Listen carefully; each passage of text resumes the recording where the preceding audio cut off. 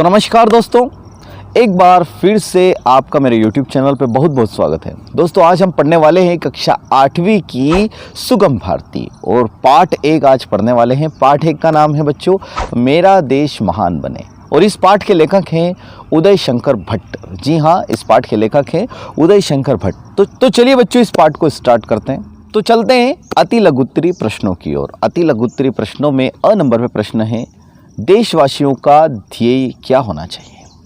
तो इसका आंसर है देशवासियों का केवल एक ही ध्येय होना चाहिए कि मेरा देश महान बने। ब नंबर पे प्रश्न है भारतवासियों को सदैव किस बात का ध्यान रखना चाहिए, क्या ध्यान होना चाहिए। तो इसका आंसर है भारतवासियों को सदैव इस बात का ध्यान रखना चाहिए कि भारत महिमावान बने। स नंबर पे प्रश्न आता है कवि के अनुसार जीवन कैसा होना चाहिए।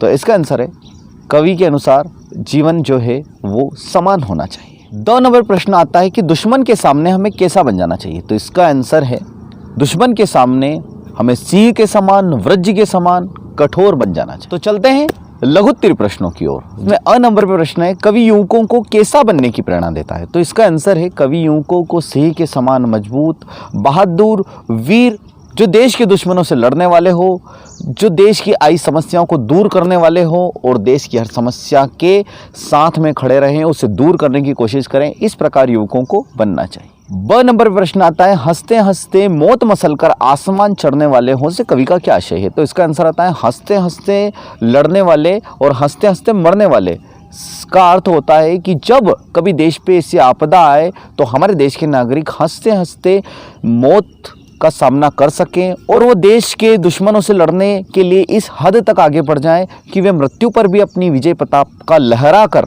इस देश का नाम रोशन करें। 100 नंबर पर प्रश्न आता है कवि की देशवासियों से क्या अपेक्षा है। तो इसका आंसर आता है कवि की देशवासियों से यह अपेक्षा है कि वे देश के लिए जिए। युवा जो इस देश का वो देश के लिए जिए और देश के लिए मरे, देश के लिए काम करे, देश के लिए वे आगे बढ़े और देश का नाम पूरी दुनिया में रोशन करें।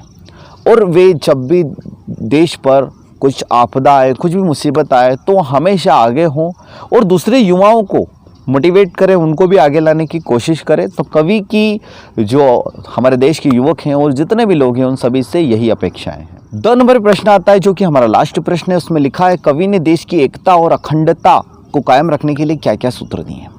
तो बच्चों हम सभी जानते हैं कि यदि हमें इस देश में एकता और अखंडता को बनाए रखना है तो सबसे पहले तो हमें जातिवाद को या हमारी वेशभूषा हो, इन सबको अलग अलग न समझकर हमें एक ही समझना होगा, क्योंकि हम सब भारतवासी एक हैं।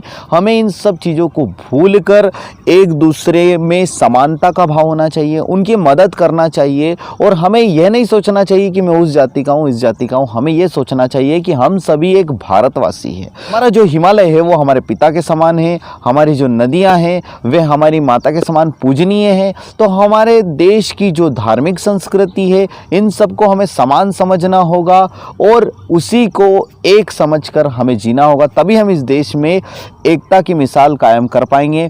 तो बच्चों इसी के साथ ये पाठ हमारा समाप्त होता है और इसी तरह के पाठ हम आपके लिए लाते रहेंगे। यदि आप किसी पाठ का वीडियो चाहते हैं तो आप ज़रूर मुझे कमेंट में लिखें और मैं कोशिश करूंगा कि आपको और भी पार्ट को अच्छे से एक्सप्लेन करने की कोशिश करूं।